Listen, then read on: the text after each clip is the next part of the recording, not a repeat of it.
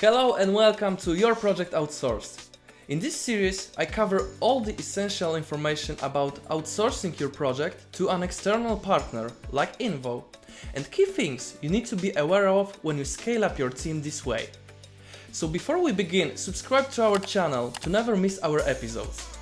Click here to visit our social media profiles like Facebook, Instagram and LinkedIn for more tips and tricks.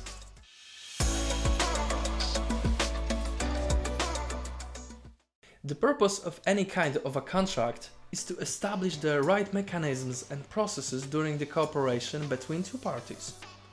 Protection against undesirable actions is very important. As they say, better safe than sorry, right?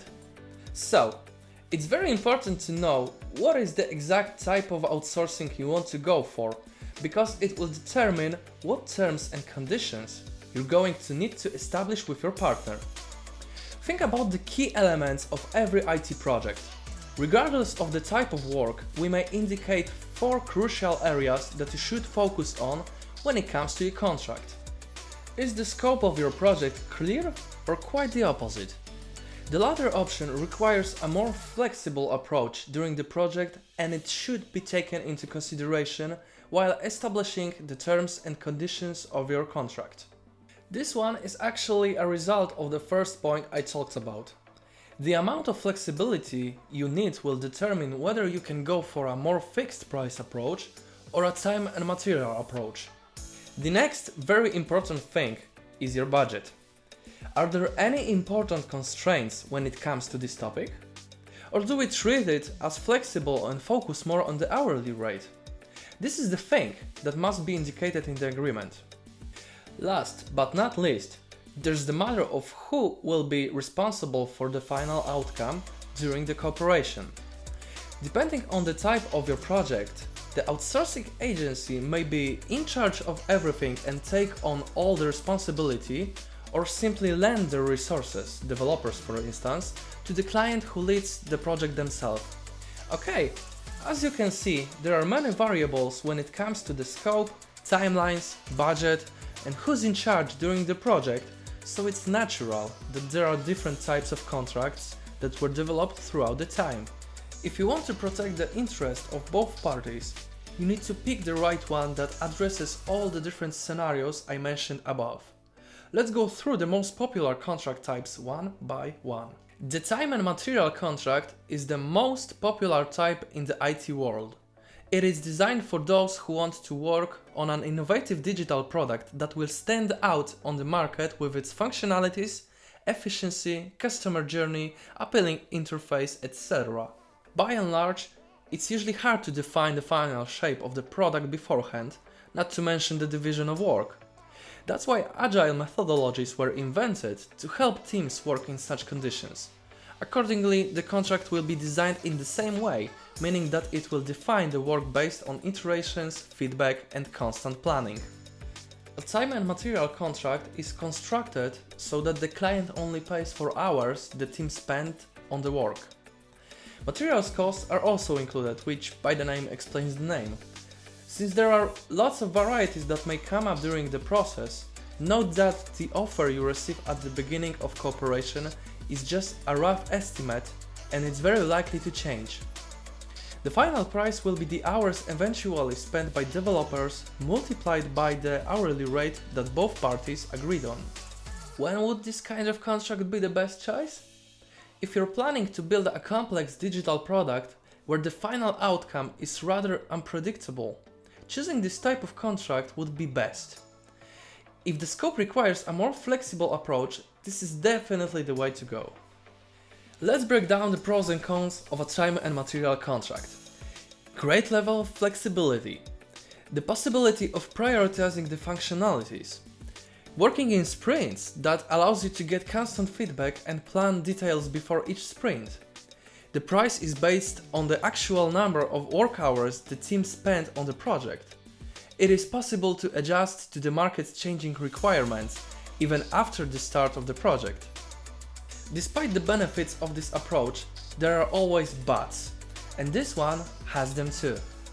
It's hard to predict the final price of the outsourcing services due to the unclear scope. The project must be well managed and kept under control to minimize risks and costs. A fixed price contract is pretty straightforward. It is just as it sounds. It fixes the price regardless of the time and effort to be spent on work. A fixed price contract requires clear requirements when it comes to the scope and thorough planning beforehand. It works best with simple and straightforward requests where the development stages can be easily settled before the project starts. When it comes to more complex projects, it might be a little bit risky.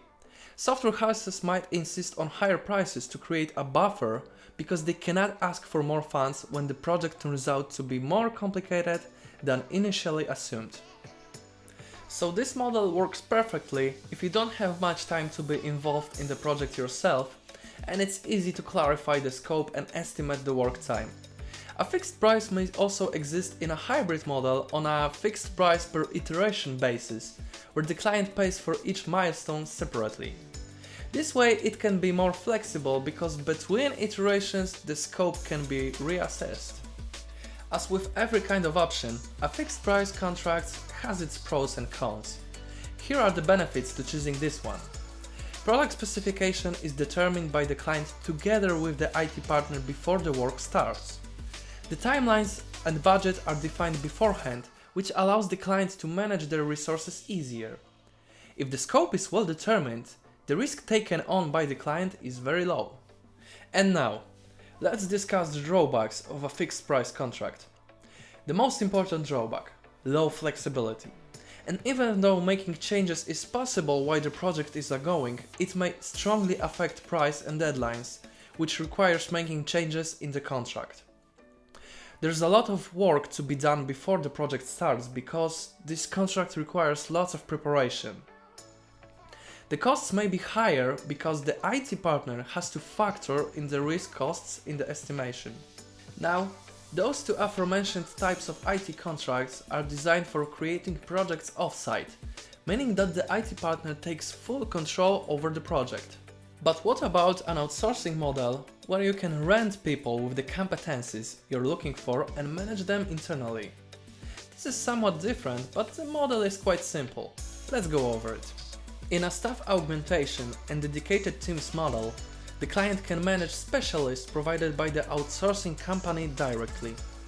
It allows businesses to quickly build or extend their internal teams with the highly qualified specialists, not only developers but also project managers, designers, analysts, QA testers, and so on. It's very similar to having and managing your own employees. Provided specialists receive access to the client's communication tools, project management tools, issue tracking systems, daily and weekly meetings, etc. Within this type of contract, in most cases, the billing will be based on the hourly rate. It means that you agree on the rate for each specialist beforehand, and the specialist provider issues you an invoice based on a report of hours the experts spent working for you. You don't have to be concerned with administration costs, sick leave or holiday costs, because all of them lie on your provider's side.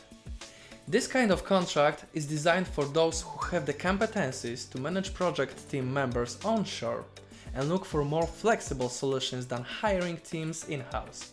It has many pros, including qualified and experienced specialists available for you in both long-term and short-term perspective. Great flexibility. You can scale up or down your team within days or weeks. You can easily adjust hired specialists if the project scope changes. There's no additional employee cost. You pay only for the hours spent on the project. You receive dedicated specialists for your project. Okay, these were the three of the most recognizable types of IT outsourcing contracts. But the IT world is so big and complex that you can find different options that suit your business. But in most cases, those are just variables of the ones that I've just presented to you. So no worries, it's all about knowing what you're looking for and being transparent about your needs with your potential IT partner. Also, the more you know about the different contracts, the quicker you'll find a common ground with your partner. Alright, that will be all for today. Stay tuned for next week's episode, where I'm going to tell you about what happens once you make a decision and choose your outsourcing partner. If you'd like to talk to me about building your digital product, write me an email at p.markowski@invotech.co. To stay in touch with us, click here to visit our social media profiles like Facebook, Instagram and LinkedIn. Thanks for watching and see you next week.